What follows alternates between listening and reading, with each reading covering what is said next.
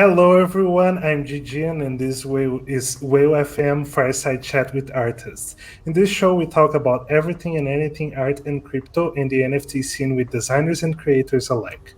My guest today is Artgerm, who is an illustrator, designer, concept artist, creative director, and co founder of Imaginary Friends Studios, a world acclaimed digital art studio that produces high quality artworks for the likes of Capcom. Square Enix, Valve, Riot, DC Comics, Marvel Comics, and other giants in the entertainment and gaming industry. Giants indeed. Dude, this work, like, thank you so very much, dude, for having joined us. People will very soon realize that they probably very familiar with with your work. Either they know it's your work or not, doesn't matter, because it's just you did so much stuff for so many big names, right? Like, Yeah, I am really grateful that I got the chance to work with many of these prominent clients in the industry. So it has been a really fun journey. Yeah. If you are into the pop culture, whether you're in gaming and comics, I think most likely you have seen my work. oh yeah, no, I'm sure of it. So I would love to get to know how it all started.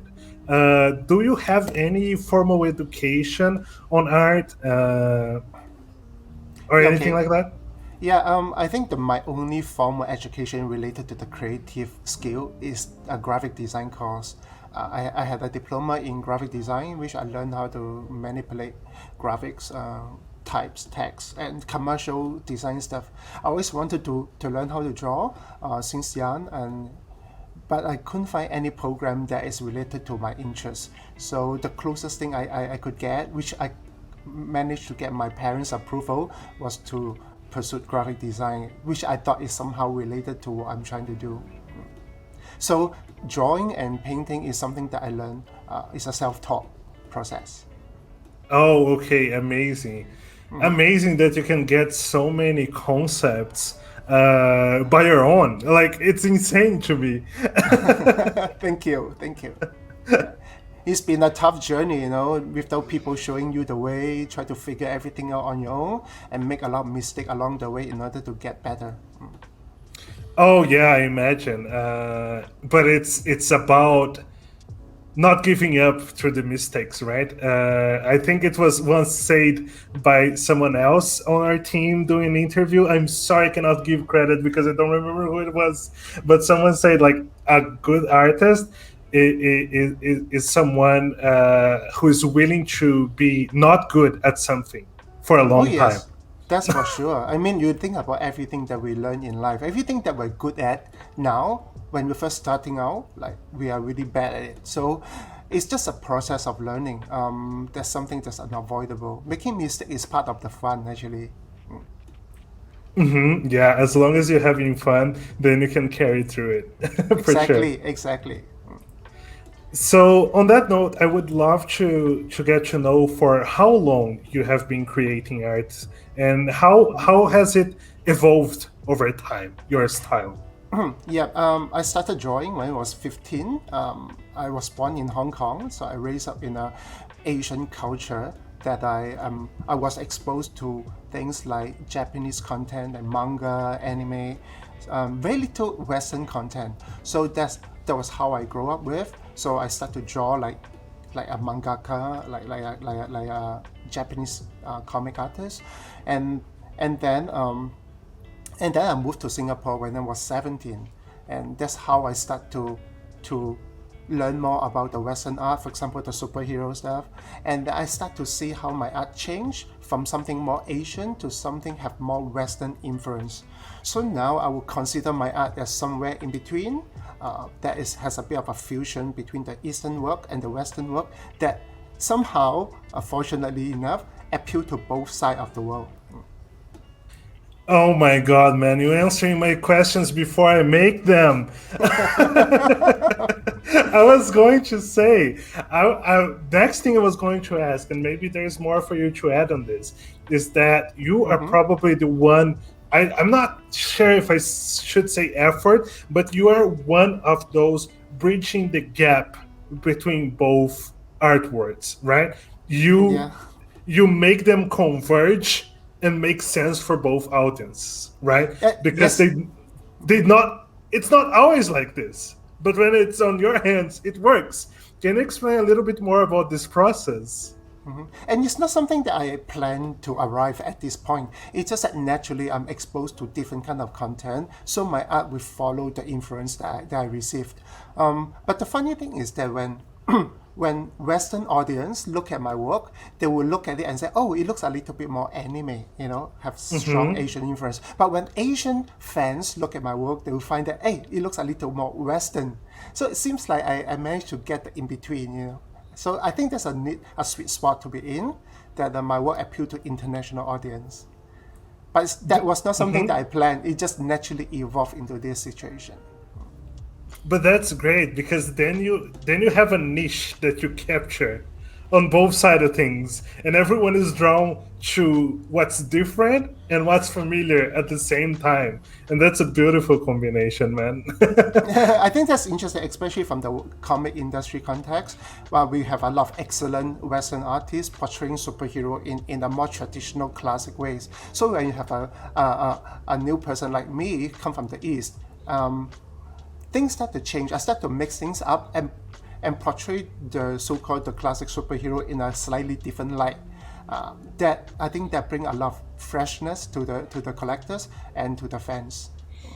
100%, man. I definitely get what you mean, and I agree totally. You said it's not the intention, but it comes across really, really well consolidated in that sense. Thank you very much. All right. What are some of the projects that you are currently working in? I think this would be a proper moment for us to talk a little bit about this beautiful, mind blowing NFT piece of yours because I like you do so many pop culture characters, and this is different. This is an OG character of yours. That's right. Uh, Yeah. yeah.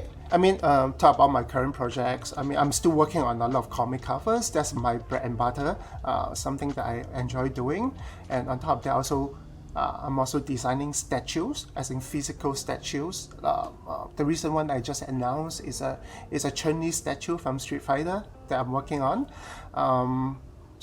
And on top of that, I'm also a teacher. So I teach classes. I give classes on digital art, how teach people how to draw locally in Singapore, which I have students from all over the world coming to Singapore to learn with me. And of course, this year is a strange year because Mm-hmm. we have this thing called NFT, which I got to know about it in the early part of the year, and my friend brought it up and said, "What the heck is that? It sounds really bizarre idea." And then we start to look into it, and then we couldn't stop talking about it every day. Actually, whenever we gather, we talk about it simply because I know that this is something that if it's going to stay, it may impact the livelihood of the future generation of artists, Mm-hmm. including my student, which I am very, very interested in helping them Mm-hmm. out in the future. So for the past few months, I've been learning about NFT and look at different viewpoints, different comments on that, and eventually I say that in order to really learn about this idea of NFT, I need to be inside.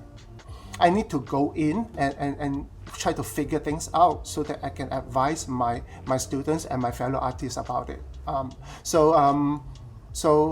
The first job that I had, which I just minted it maybe a few days ago, which I'm going to list it like right after the interview, is Oh my God, to amazing. yeah, is to really create something that I can call it my own, to mark my entrance into this NFT space, and that would so using my own character, which I call Pepper. Pepper is my original character that I created like 10, 20 years ago. It's a way for me to explore different kind of art style, to get myself comfortable with different kind of visual representation of an idea. So so I love my Pepper. If you want to check out my Pepper, you can just go to my website. There's a Pepper link. There you can see some of the Pepper artwork that I created. Yeah, so you go to my website. Yeah, just right there at the, yes. And then you go to the Pepper under digital art on the left. The last one, yes. So this is actually a collection of my original character, which I portray her into a different way, right? So this is my OC.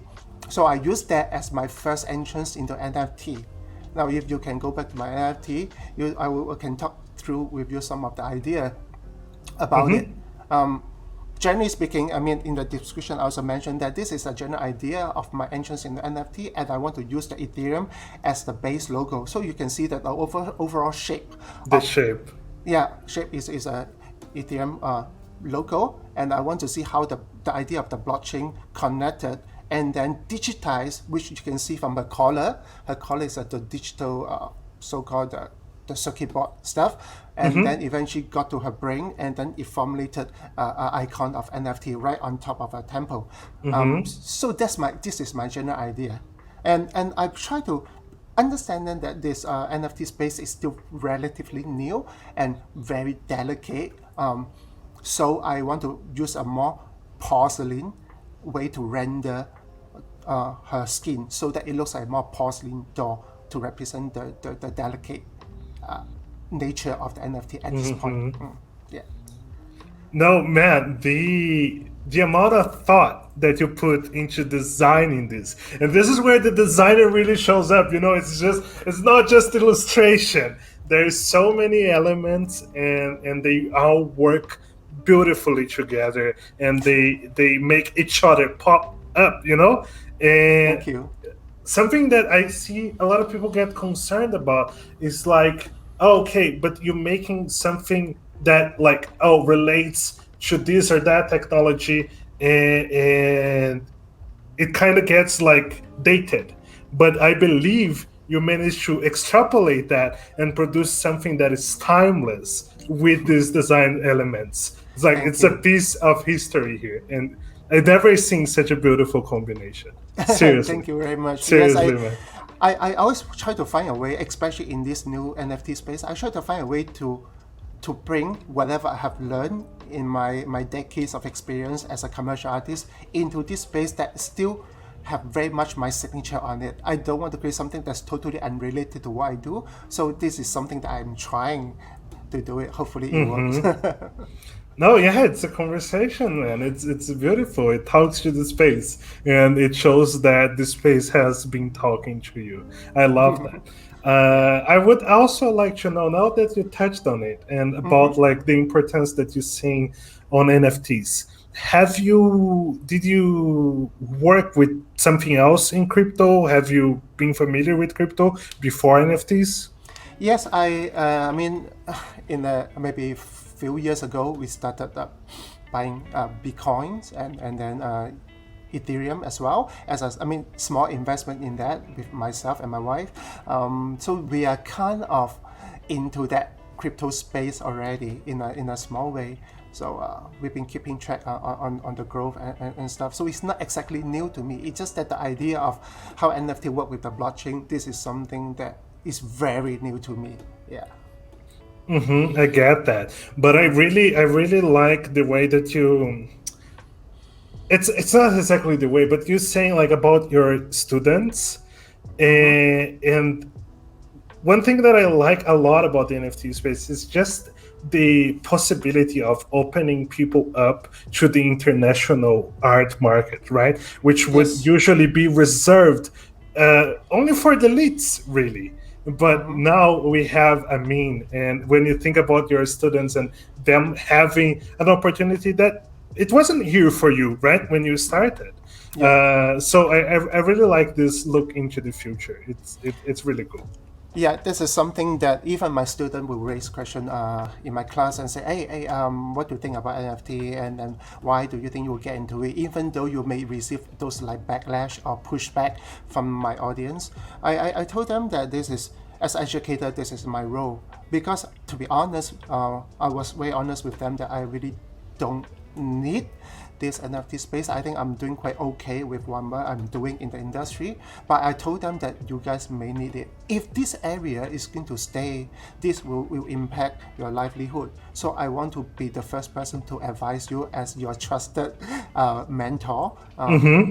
Yeah, so that's something that I wanted to do. On top of that, I also want to make use of this opportunity with my NFT to establish some kind of how should I call that, a sponsorship or scholarship, so that I can invite less fortunate but potentially great students from around the world and sponsor them to come to my school in Singapore to learn with me. So that's also one of my goals. Oh my God, man, that's amazing. Oh my God. Okay, I feel like we should, in the future, we need to talk more about that and see how we can support you with that, because it's amazing. It's Thank amazing. you. Thank you. And let me know when you have something more formalized for this, because I think it's a beautiful goal.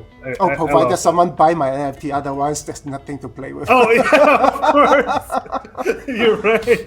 Yeah, you're right. You're right. No, but I really like that. Yeah, but on top of that, I'm also very interested to know that how my existing client like DC and Marvel, how they integrate into the NFT space, and how myself as the artist being able to formulate some kind of arrangement with them so that we can benefit both them and myself as partners. So this is something that's in talk.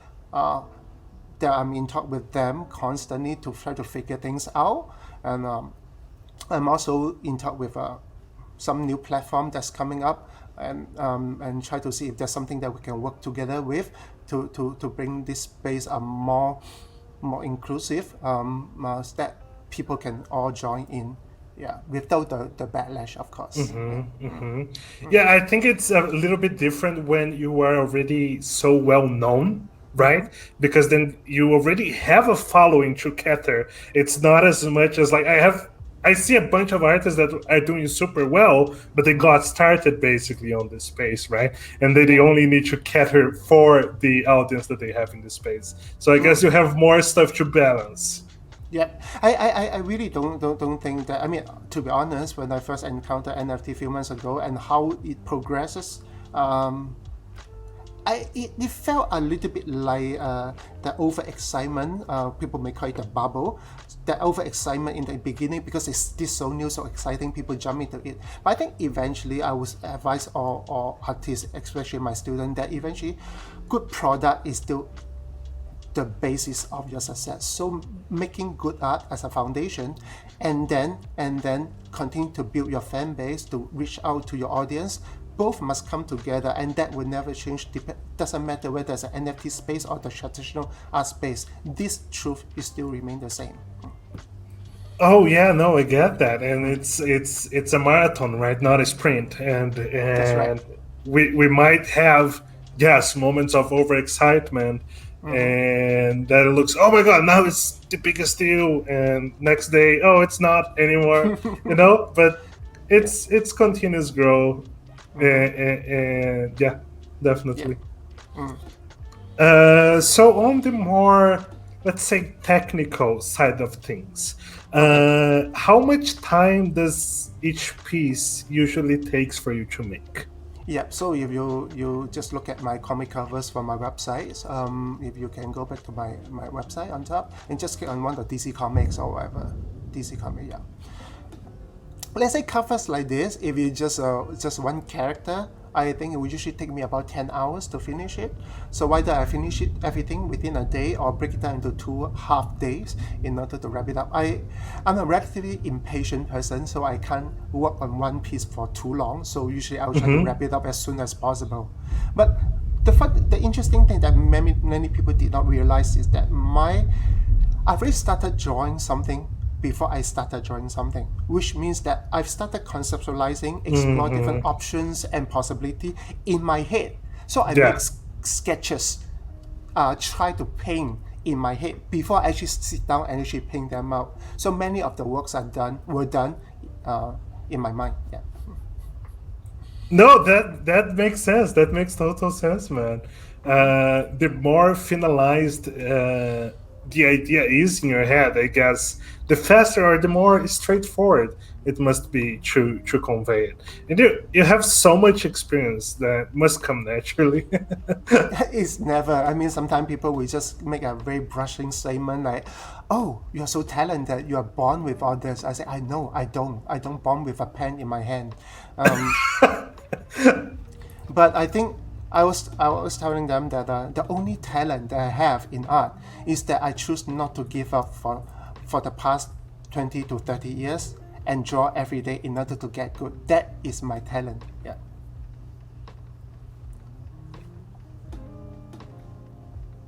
Oh, you are muted. Oh my god, I was muted. I'm so sorry.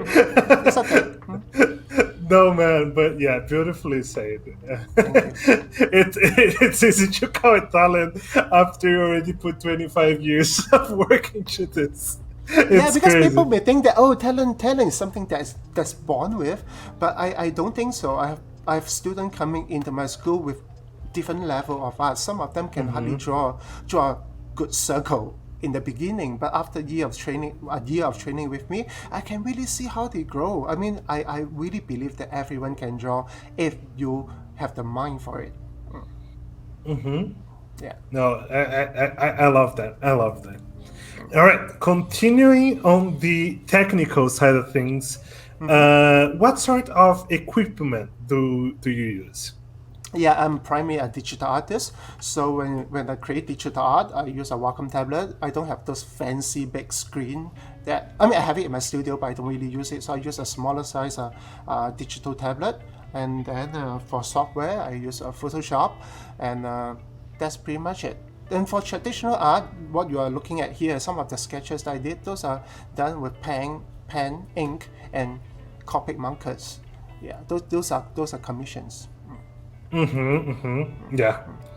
Yeah, but those are more of on the different side of things. Man, it's really nice to hear that like you really don't need the fancy stuff. If you can do this sort of stuff, with the simpler stuff, that's a really good thought. At least Yeah. for me, it tells us that it's more accessible, right? Yes, definitely. Especially we come to the comic industry. I was telling my client from DC and Marvel that I won't be drawing like what you guys has been drawing in the Western comic scene. I want to bring something new to the table so that more new fans will be able to look at the comic side. And then may even decide to pick up the book, although they may not be comic fans, but maybe they're attracted by the cover that I did, and eventually they may open up the book and start reading it and start becoming a comic fan. So that was my goal with them, to really expand their audience. And I mean, thankfully, every cover that I do for them, based on my dialogue with my client, that usually they have about 30% increase of sales. Yeah. Oh wow, that's crazy. That's such wow. Oh my god, yeah. But this is what is so nice. I think in one end it's good that they give you the freedom, right? Yes. And in another end they must really appreciate the fact that being different makes it stand out, and standing out makes it sell more, right? That's true. I think, but freedom is something that we, as artists, we need to earn that.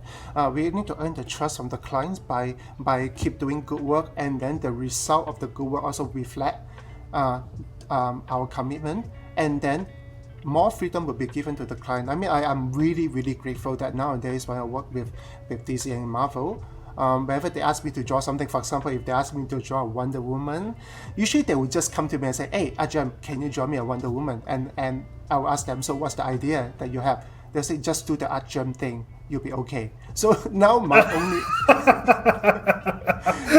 so there's really a lot of freedom for me to draw whatever I like. Yeah. So I really appreciate that. No, amazing, man, amazing. I think most who work want to get to that position, right? But it's, as you said, it's basically market validation, right? Mm-hmm.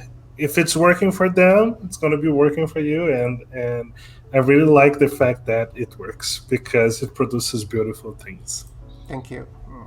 So I would like to know, what are some of the art movements or artists that have inspired you the most? So as I say, since young I was exposed to anime and manga, so that in general that genre of art really inspired me to draw. Um, and then oh, maybe I can show you something that I did. No, Can I please share my do. screen? Sure. Mm-hmm. Okay, let me share my screen. Share screen.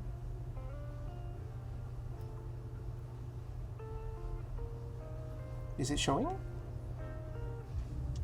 You're muted. Yeah. It is. It is. It is. Okay, so I show you something like this. So this is something that I opened. So this is something that on the left. This is something that I drew when I was 15. Oh my God! It's from So it, '99.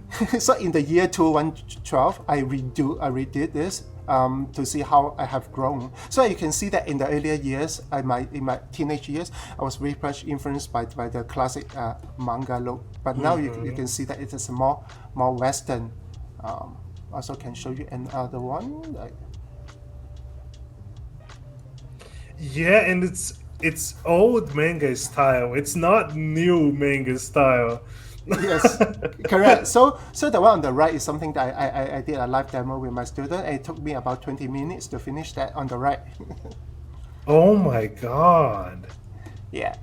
But what made me really excited is that because since young I love to play games, and Street Fighter was one of my favorite games that I've ever played, and I skipped classes, skipped schools in order to go to the arcade and spend all my pocket money to play this. So the left one was something I did when I was like 15, 16 years old. That was my first Ryu and Ken. And the one on the right is something that I did officially with Capcom.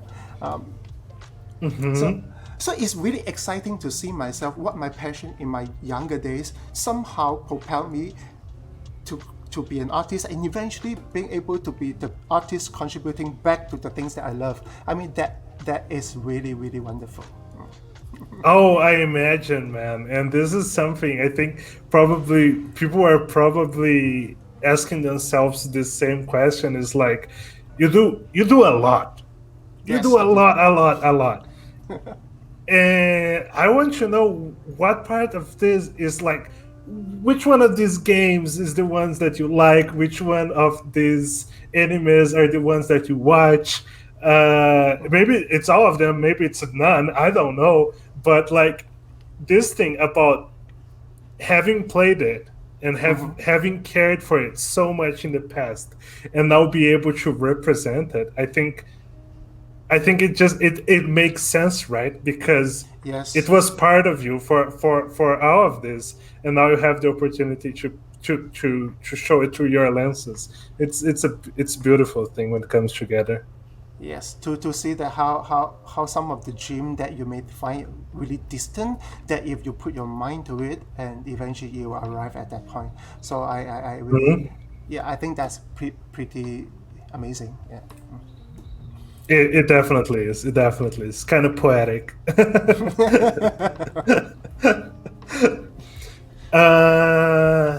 All right.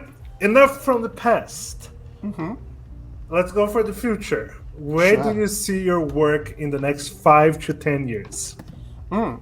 I I always see myself as more community kind of artist. So I enjoy mingling with the art community and being able to impart some of my knowledge to them, to the younger generations of artists. That will always be my passion because I always see art as a community, not as competition.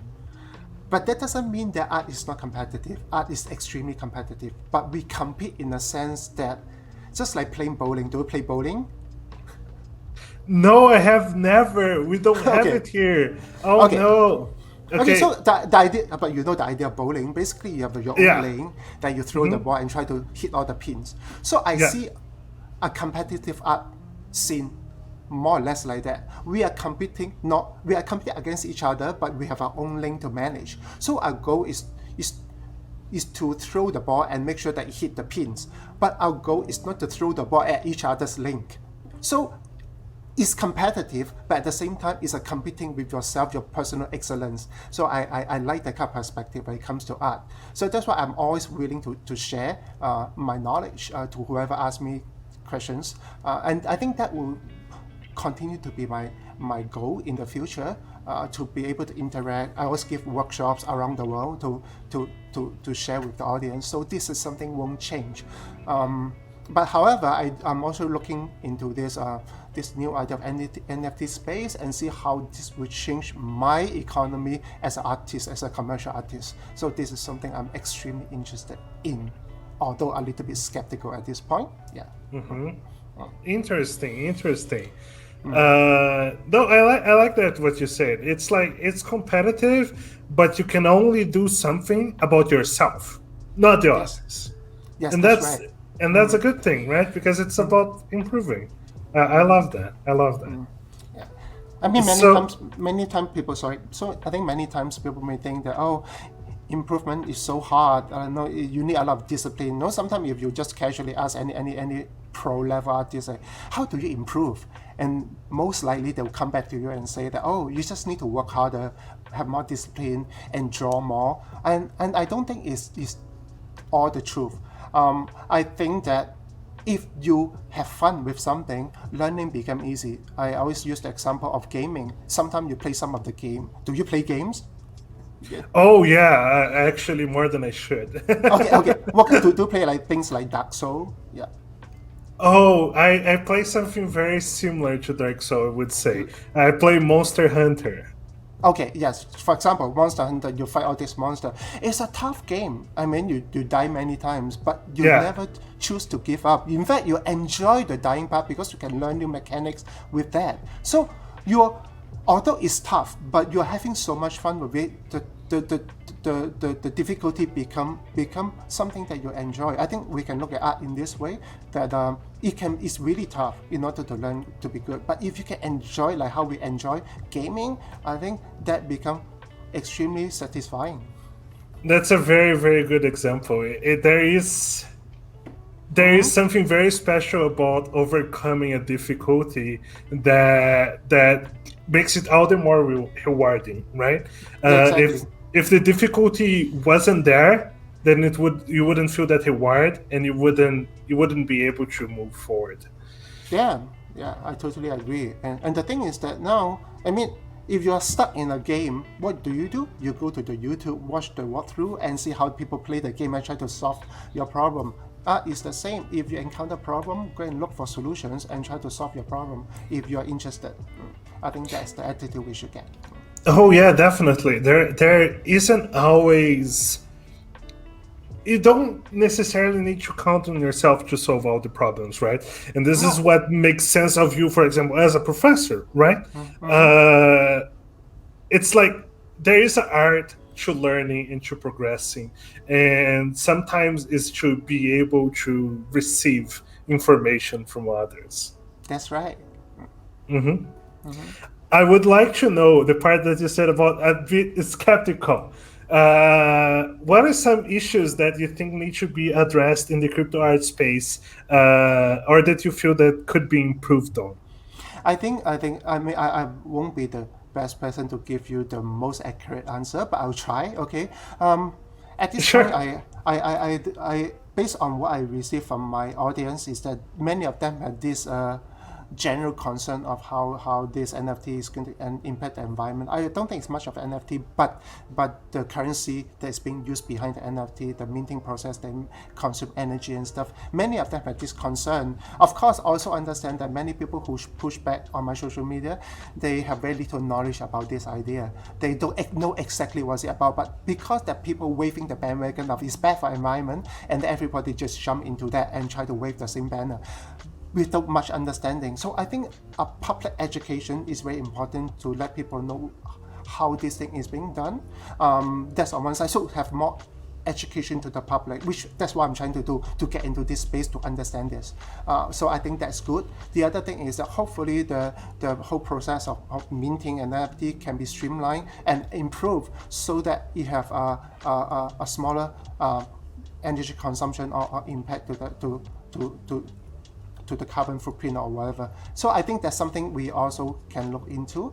The third thing is that I think for now, the NFT space still feel very exclusive in the sense that only a selected few are being chosen to be in this space and represent this space, pretty much like in the fine art scene. So I hope that this will become more accessible when there's better public education of this, and when there is a better mechanic behind the minting process to streamline and make things more efficient. Then more people will have the peace of mind to come into this space and really embrace it. I think that's why I'm thinking. Because for now, right, when I look at most of the platform, available NFT platform, many of them behind the scene, behind this platform are not really art people. So they may not think like how artists think.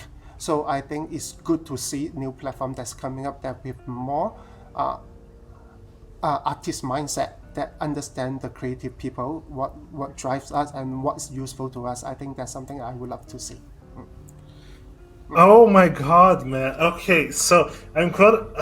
Okay, you gave me a lot to think about. I'm going to go a little bit off track here because we often talk like this is not like the economical bubble, but it's about a bubble, like social bubble, right?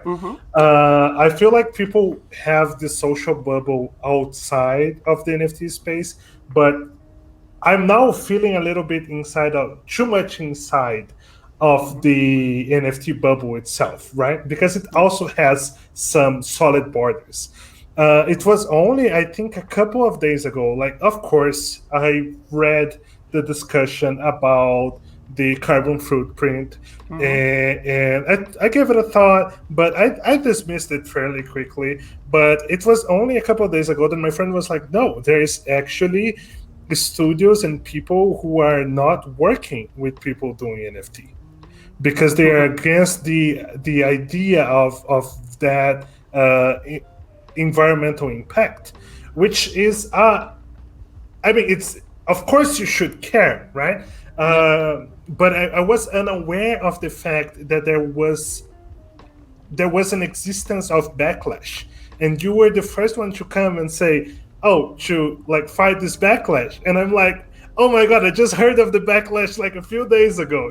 I wasn't aware. I was clueless. So it's I think you will see a lot more from the artists or social media channel for those people who consider going into. For example, for myself, I mean, I just say that I'm thinking about this NFT thing because I think it's something essential for me and for my students, so that I need to get into it. Just by mentioning it, I got so much pushback. I mean, people start getting hostile, wishing me go bankrupt. Sometimes I see some artists receive comments like death threats, like, "Oh, I wish you can die," like really really extreme kind of canceling culture. So it's really, I mean, they don't even allow us to even explore to see whether this is going to stay or is going to go away. If they don't even allow that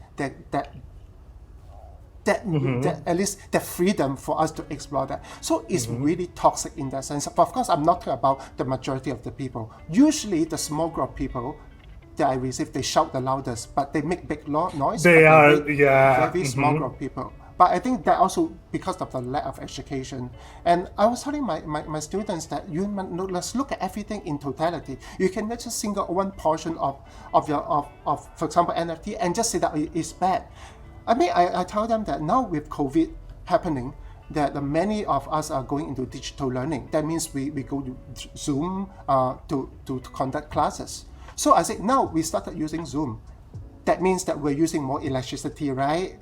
Yeah. But at the same time, you don't travel to school. You don't travel anymore. So you use fewer consumption of other energy, right? So you need to look at everything in balance. I mean, with this kind of more balanced point of view. Same thing. I mean, like you can say that now we are using a lot more digital currency. So we make payment with our phone and stuff. So use more electricity, right? But we also use lesser physical money notes that will also eventually it will be reduction of printing of those notes that also consume energy. So I think we have to look at everything in a more total view rather than just zoom into one aspect and say that. I mean, my God. to be honest, I mean, I told my students, how many of you just turn on the YouTube and let the YouTube run by itself without even looking at it for the whole day? God. You don't consider that as energy consumption? I mean, I understand there's some concern about environmental concern of NFT, which I hope and I see people addressing it with the new currency like the people planning for Ethereum 2.0 and with which we have a more proof of stake kind of a mechanism. I think that will help a lot. I mean, in the idea, but I think what is important is really the public education, that people need to know exactly what's happening rather than just writing on all these kind of slogans, the trending slogan, and try to cancel everyone who's trying to get into it. Oh my God, you're so right, dude. You're so right. Because from the moment that my friend said that, I was like frantically researching and trying to get the most accurate information. And it was just about what you said, putting things into perspective. Like the financial throughput that the cryptocurrencies are having right now is running into less energy than the bank, the current financial system, and people don't take that into consideration. It's like, oh, the money is going through an expensive network, but it always was. Yes, right? that's right. And it's a very funny thing to listen to some of these comments. Sometimes it just make me laugh. They say, oh, you're going to kill environment for big money. I mean, like, seems like it's not about the killing the environment that's bothering them, which I don't think is accurate anyway. They also talk about the big money part. So it seems like there's a layer of jealousy happening. It's like, oh, you see all these people, or sometimes they consider that the less proficient artists can make so much money and I'm not part of it because I don't get the invite. I feel a little jealous and a little bit bitter and salty about it. So it can be that side of it that is driving them. I mean, of course, there's also people arguing that NFT doesn't worth any money and it's just a bragging right. And I tell them, which kind of art that you collect, I say collectibles, including toys and all these things, any collectible that you have in real life, they are all bragging rights. You're so right. At conventions, I see people queue up for hours just to get some convention exclusive. Like it can be a toy or something, and they pay so much money for it. And why do they buy it? I don't think they just love it. They may buy 5 copies, sell one, keep one and sell 4 on eBay just to flip the monies. I mean, all collectibles are some form of investment anyway, and they're bragging right. So it's not just exclusively to NFT. You can argue that NFT has no value to you, just like when you show a limited edition Funko Pop toy to your grandma and then she find no value in those things. It's the same thing. If you find no value in those things, then don't buy it. But don't need to argue or so-called put down those people who find value in those things, because eventually it's really collectibles nature. Oh yeah, no, I definitely agree with you on that. And the thing that as you said, like we are, and I was telling my friend, we are all moving towards proof of stake, right? And hopefully it's very soon. Yes, we understand there is currently an impact, but I really, really hope that the mainstream has the capability to not put a stigma on NFTs, and to understand that at some point, hopefully in the near future, hopefully in less than 1 year, we will have a much more efficient system that will have barely no extra impact than our regular internet usage. Right? Yes, I'm already seeing that happening. In fact, that's why I'm in talk with some of these new platforms that I want to be part, because they have much more efficient way of managing this NFT space. So I'm excited for that. So yes, it's definitely happening. Just that many of these so-called the small majority of people, they just don't give NFT a chance. Yeah, but I think what will happen is maybe they will not give a chance for a very long time, and then they will feel that they missed out because it's happening. I don't see it not happening. I mean, this is a very, very, to me, it really hit home because when I first picked up my first digital tablet to go into digital art, I was the first in my country to own a digital tablet. That's crazy. The very first one, when nobody ever heard about it, I read it on a magazine, so I went to Taiwan for my military training, and then I bought one from Taiwan. That's the very first digital tablet. And people came to me and say, "Oh, come on, digital art is not real art. There's no physical copy. There's no value in those things. Don't bother." And look at it today, Oh right? yeah. Same thing for digital photography. Back in the days when I used my first digital camera, those like 1 megapixel digital camera, and people thought, oh come on, digital photography is not real photography. It doesn't have that organic whatever that feeling to it. I mean, but look at people these days. You can't even buy a roll of film. I mean, on the street. So things is changing, and if you just try to push back without actually even consider the possibility, you are losing out. I think that to me, that's always my mentality. I mean, I'm not saying that I'm all for it. I'm not even don't even say that I'm an ambassador of NFT, but I want to keep an open mind and see what are opportunity in those areas that affect my profession. Yeah, and I think you're so right, and I think it's important.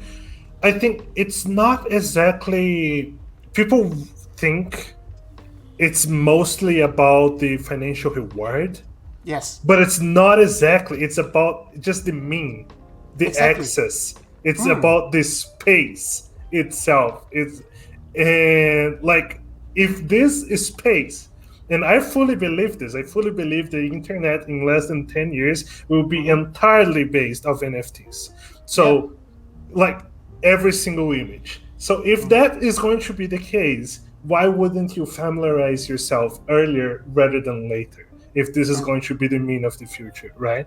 Yeah, I mean, but I don't mean like you have to dive in, but you can go in and test things out and try to draw your own conclusion rather than just shut it up. I think that's a Sure, more healthy way of learning about everything, basically. definitely agree with you on that. But I guess we could go on forever on that one. So I need to move on because there's a few extra things that I would I would love to ask. Sure, sure. There is you only have one.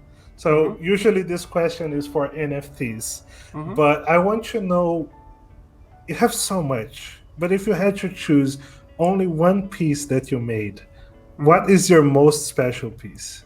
The one that you like the most? Oh man, that's tough. I mean, commercially speaking, I will pick out one cover that I really love, which is under the DC Comic A category, and that's the Catwoman. You can scroll down a little bit, and this is the center one with her in black and white, right below that. Yes, this one. Yeah. So this is one of my all-time favorite cover that I did for Catwoman. I like it because it has a lot of meaning to that. I'm not sure if you're a fan of all this comic stuff, but I just give a brief run through of that. So basically, Oh, please do.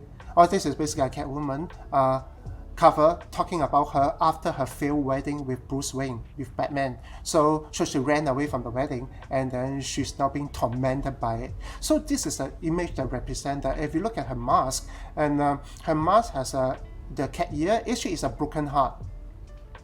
Oh, you're so right. The detail. Yeah, so it's at the cheek area. The cheek area is actually a Batman logo. The cheek, Here? yes. Yeah, this is a Batman logo, distorted Batman logo, with the tear that run through between the love and the Batman logo. The tears, the silver color Oh my teardrop. god. So as you go down the image, that the chain that she's wearing is actually her whip. Catwoman using a whip. Oh, it's here. So it's a visual representation of the whip that, and then the thing that she's hanging on is her wedding ring, which she still have it. I mean, Batman did not take it away. So she still have it, but trying to pull it away from herself, and then hurting herself. You can see the scratch mark. the Mm-hmm. scratch mark. And then when she hurt herself, she also strangled herself with her whip because she's trying to pull it away. Yeah, it's pulling. Mm-hmm. And then you can see that the cat on the glove, represent her as a Catwoman running away from the rain. It's Just pulsing out. yeah, Mm-hmm. so I have this kind of interesting so-called small Easter egg in the image that I want to tell a story for those people who care. If not, I think it's still a pretty decent looking image. But if those people who know about the story, they find a lot more interesting thing from this image. I think that's something I enjoy a lot. Yeah. That is that's a mind-blowing amount of detail. I am not familiar with Catwoman, but like Yeah. the thing is, it's just that your story sells this story for me. It makes Thank you. me interested, and it's just it's insane how you managed to put these details in. Thank you. I love that. I love that. All right, so now I guess we shall go and see if we have some nice audience questions. All right, Okay, sure. let me take a look what they have for us. Um, all right, so one asks, they are really beautiful. Do you have some specific muses, or do they come from your own imagination? Yeah, so my only muse that I have is my own character, Pepper. That's something that I always hold close to my heart because, you see, as artists, we want to. Sometimes when you listen to people, they will advise you things like, "Oh, you should step up your comfort zone. You should step out of comfort zone." But I'm always wondering, why do we need to step out of our comfort zone when we perform the best within our comfort zone? The Mm-hmm. reason why we want to step our comfort zone is not really stepping out, but is to expand the comfort zone. So every time you step out of comfort zone that is not comfortable with and you get comfortable with later on, you expand your comfort zone. So Pepper was created with that in mind. I would like to create a character that allow me to Uh-huh. step out of my comfort zone all the time and then eventually become so comfortable with all sort of art style. So that is my goal with this character. So after drawing her for so many years, I start to see that how my comfort zone has expanded so much that now I can represent any of my clients' character in any different style that they like. And yeah. No, you can definitely see that. You have done so many different styles with her, and Yeah. like how do you keep the character through so many different styles and variations, right? Yeah. So this is where I guess people will see the most difference and even Yes. evolution maybe. Yes. I think there's some. I mean, if you can go back to my this comic, you can also see some of my application of my training in expanding my comfort zone. In that, you will go to the Supergirl series, the the the, the Supergirl like Girls Ground. You look at the Hmm. first, the one with the white top, the one with the white top. Yes, yes. So this is done with the animated series of the Supergirl animated series. So I adopt the animated look into her with my own personal take. So you can see that it's very quite different from the rest of the cover I did for her.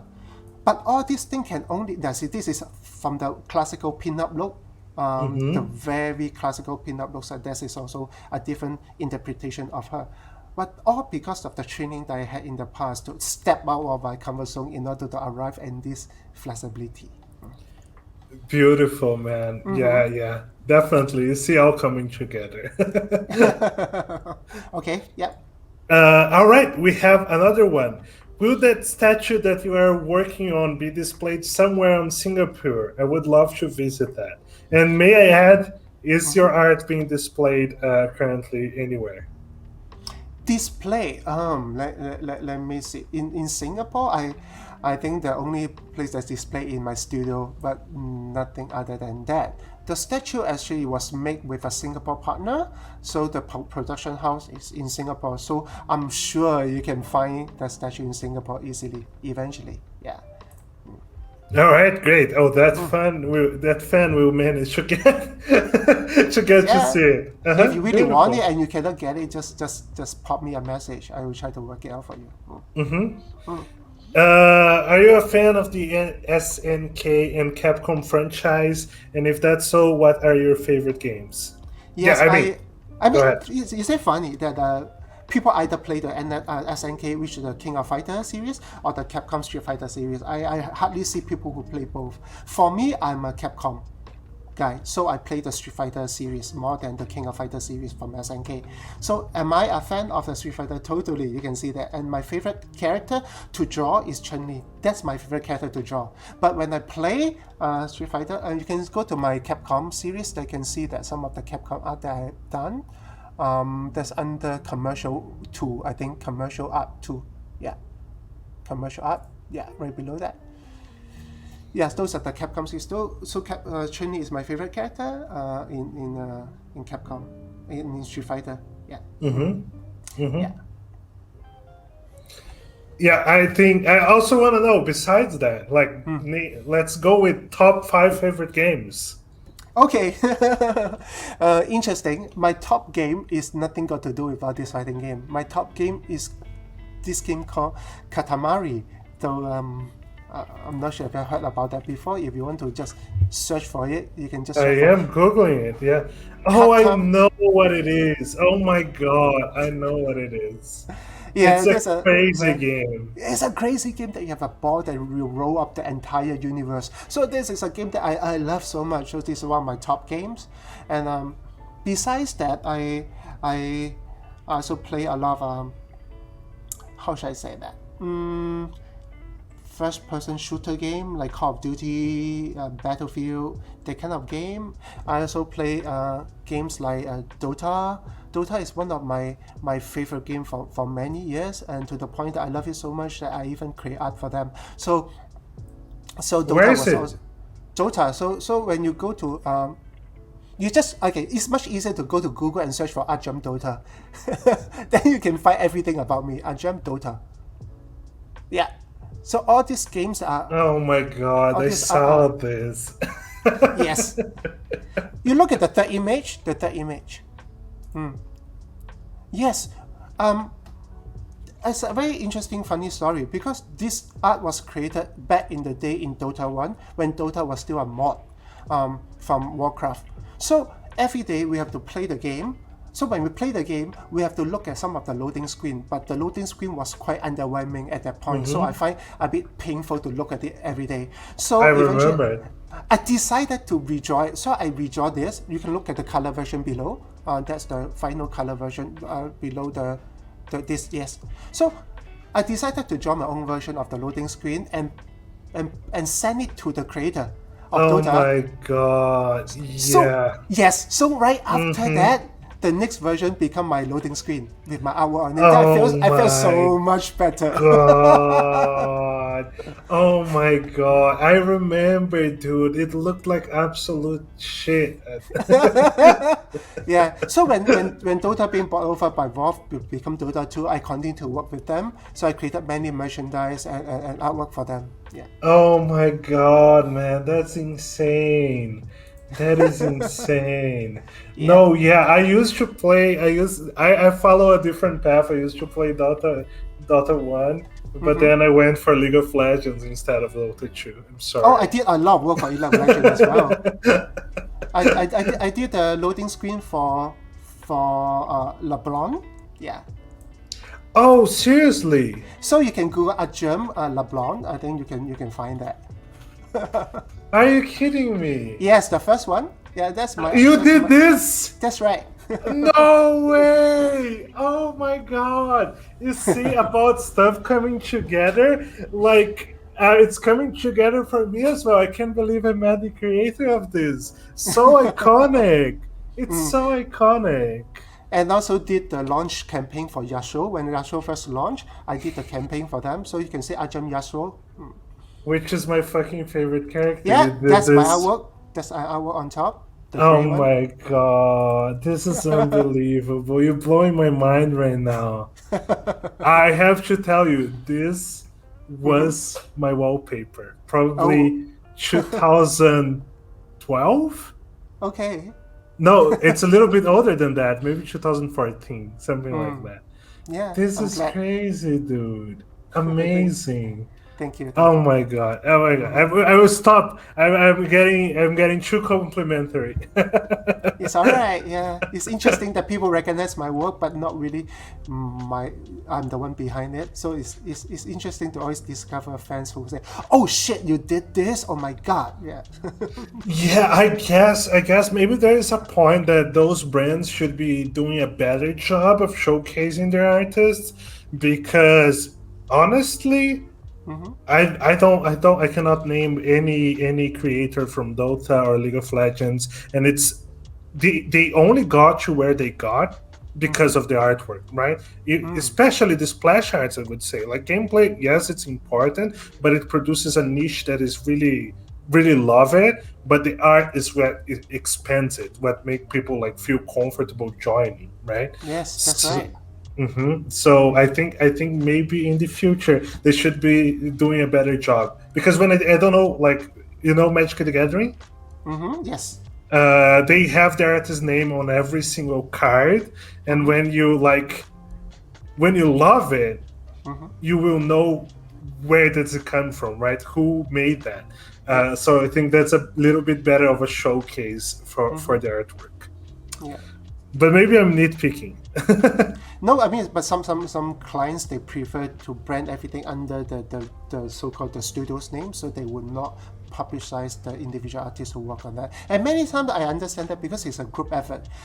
A few artists may be working on it and then bring to some other department to work on it further. So it's a collaborative effort rather than a one person. Oh, of course, yeah. But we'll see. Maybe the folks should appreciate the artist a bit more. I would hope, but Yeah, I it's hope so. nitpicking. It's nitpicking. All right. Last question. After I made a few top games, I also want to know top anime. Oh, top anime? Oh man, I'm such an old school person. That's fine. Okay, my all-time favorite anime is Fist of North Star. Yeah.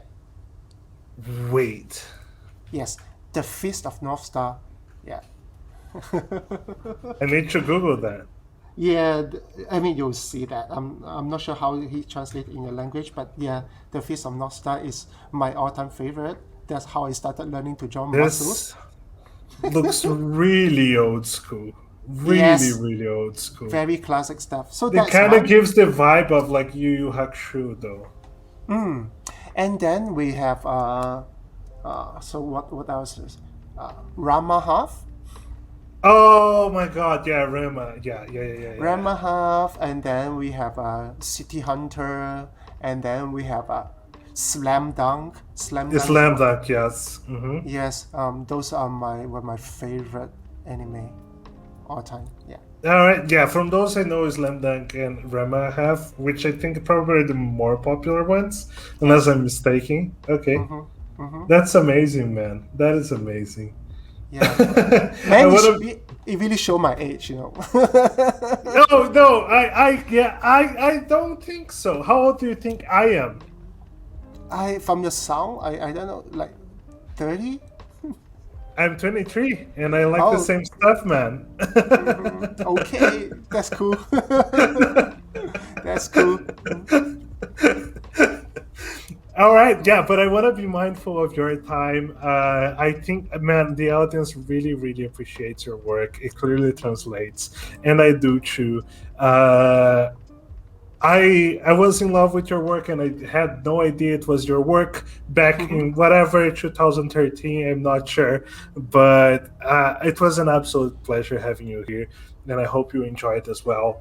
Yes, very much. And I look forward if we find the opportunity to do more of this, to work closely with you. That would be most appreciated.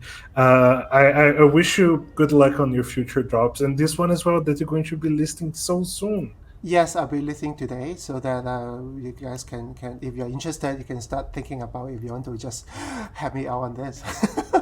Oh man, it's like why did I spend so much of my eve? I'm feeling so dumb right now.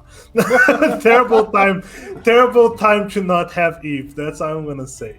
It's okay. Yeah, it's all good. I mean, I always tell my audience that it's not really about buying my work. It's really about sharing it. If you don't have the budget to buy, sharing my work to your community is good enough. No, yeah, and we have the pleasure to have the opportunity to share and to have this be shared with us through the format of this interview, of course. So, thank you again, man, and have a good night. It was a No pleasure. problem. Thank you everyone who watched, and I really hope that we can catch up again soon. Yeah. Definitely.